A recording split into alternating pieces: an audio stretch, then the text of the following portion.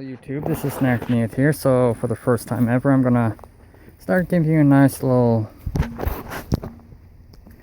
walkthrough of my garden. This is the path leading out into it. And that mess, there's a greenhouse I haven't really finished, but that's kind of on the back burner right now. Trying to hold my my cell phone as steady as I can so you can get a very good view garden area.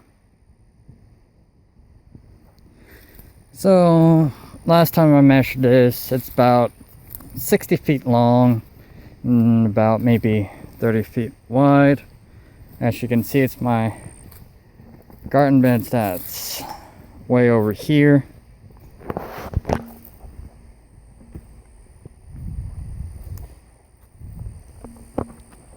Just trying to show you that. Oh, in case you're wondering what's actually grown right there still, those are either scallions or leeks. I forgot which one. Or maybe some sort of green onion that grows like that. As I said, I forgot which one. Got nothing in here right now. Still garden bed I need to finish cleaning out like the first two you saw. Another garden bed I need to clean out. Garden bed, let's see, and this one here. And so you can see, and there's another area I haven't really shown too much. So let me walk over here. Okra from last year back here. And some grapevines, believe it or not, and I really need to try to get this area cleaned up some more soon. So basically that's my garden area as a whole, except for one other small area. As you can see, I have a bit of a pathway I worked on going towards this way. And going on down some more that way. And if you can see this dense forestry and whatnot here, this is how my entire garden area used to be. My rain barrel, which I'm collecting rainwater for my garden, and my composter, which I just left open just for today, which I need to close now while it's on my mind. You really don't want to see what's inside of it right now.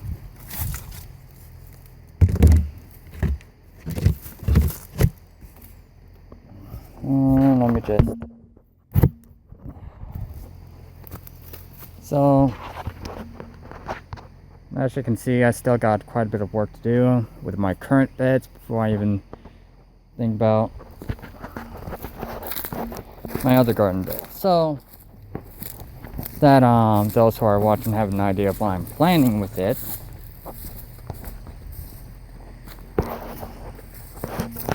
I'm planning on taking this drip irrigation line and just cutting into little pieces to help cover each of these squares each of these little holes in these cinder blocks as I plan on planting something there. So just so you can do a little basic math, 18 cinder blocks are around this one bed. So what's 18 times 2? 36. And then of course I plan to do the same thing here. Now later, once I'm back on my computer, I'll show you what my garden planner looks like for this year. Continuing off where I last left off from my video outside, this is a garden planner I found, and turns out it wasn't free like I thought it was. But that aside, low price for a full year's worth of using it is actually still pretty cheap and worth it in my opinion. So, going on from there, as you can see, this is what I have planned for that first bed you saw around the cinder blocks. So you know what's going to be on this side. It'll be sweet basil. for here. Down here, I've got dill. I can't pronounce it, so I'm not going to try it, but you can see it for yourself there. And over here, I have organic catnip. Up here, you can see it plain as day, it's sage. Over here, I have the contender bean variety. Here I have the Golden Beauty corn variety, right here.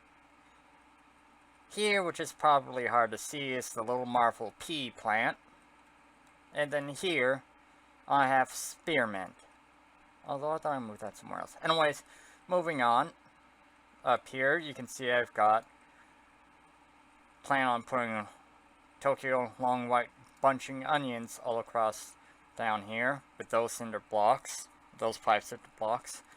Here, I'll be planting chives garlic for the 4 cinder blocks on this end, and for the 5 cinder blocks up here, it's fenugreek.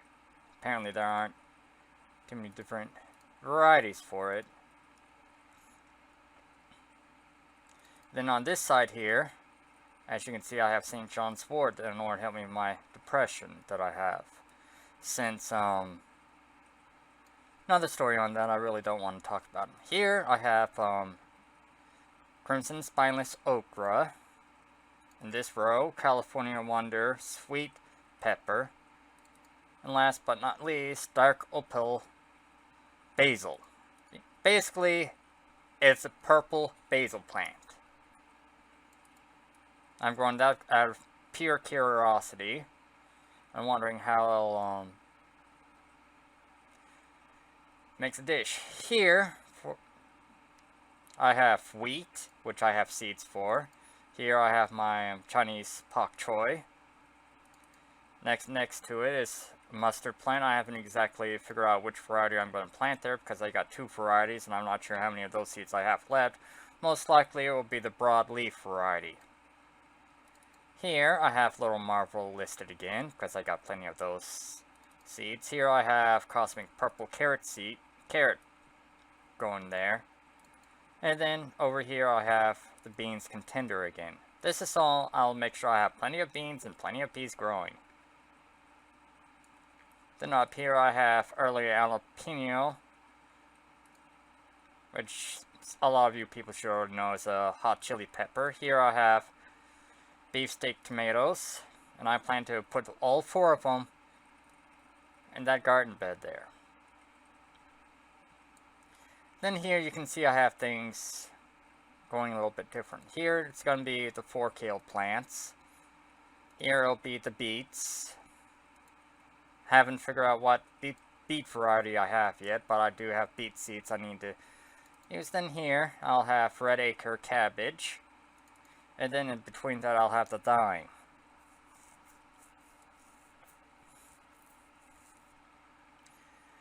Below here I have Boston pickling cucumber. Now you know why I have the dill growing down here.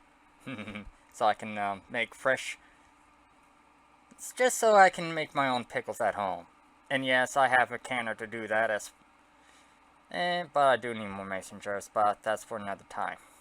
After that, I got the foot hook zucchini, and then Bloomsday spinach. Bloomsdale, whoops. Bloomsdale spinach, not Bloomsday. My bad on that. Now, as I mentioned, I want to put little drippers all around here for each of these plants. And same for here. And then I want to put little drippers on large plants like these here, which I can show you that later. Let's see. Now this is the irrigation layer, as you can see. And this is just a basic plant I kind of started but didn't finish. But basically I already have... Let's get rid of what I don't have right now.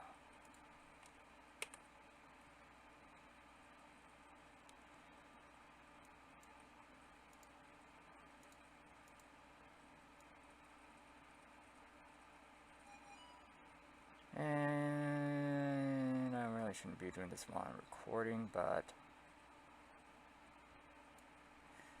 it's best to do this true to life, best of my ability.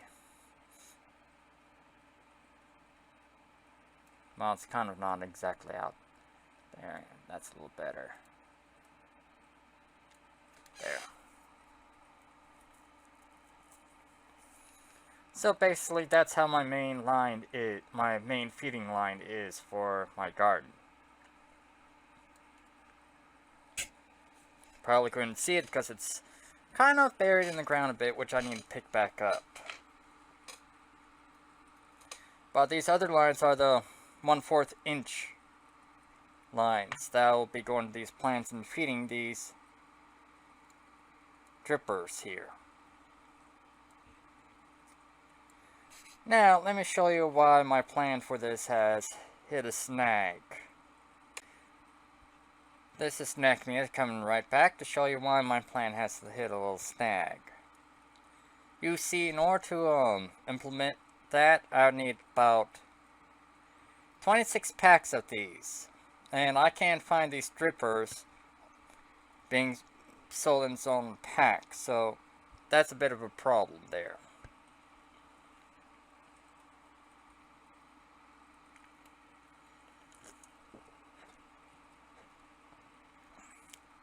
Second problem is that I'll need these 3 ways in order to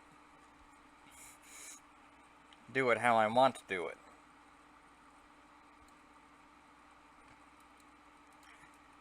Next, let's see, was it this? Yes, I'll need some more of these to act as a shut-off valve to the line itself if I ever want to shut that specific line off if it doesn't need any water.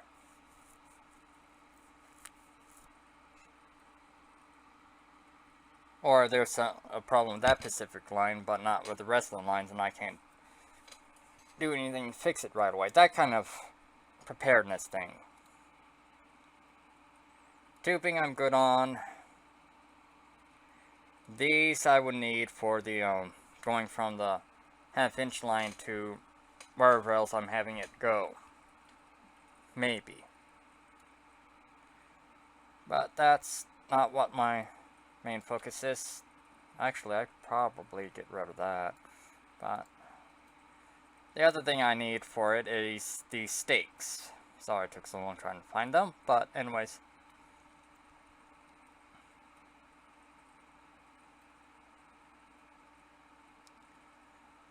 What these stakes will allow me to do is stake the line down and secure it into the ground. Because, believe it or not, sometimes I have animals running around my yard just dislocating everything, and then there's also other things that can dislocate them. That's a bit of a problem.